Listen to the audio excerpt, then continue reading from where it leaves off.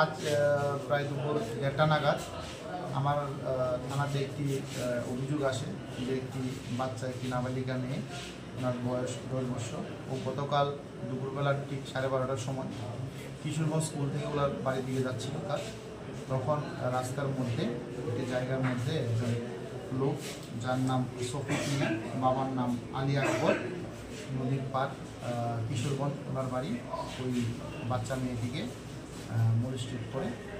তো সেই রেডিং অভিযোগ আসার পর আমি আমার টিম নিয়ে রেড করি এবং তদন্ত শুরু করি এবং রেডের মধ্যে গিয়ে ওই আসামিকে ওর বাড়ি থেকে অ্যারেস্ট করে আনতে আমরা সক্ষম হই।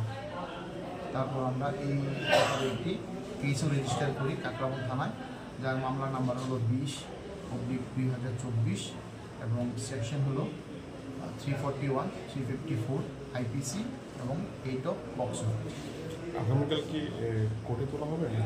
হ্যাঁ, আগামীকালকে আমরা আসামিকে কোর্টে সোপর্দ করব।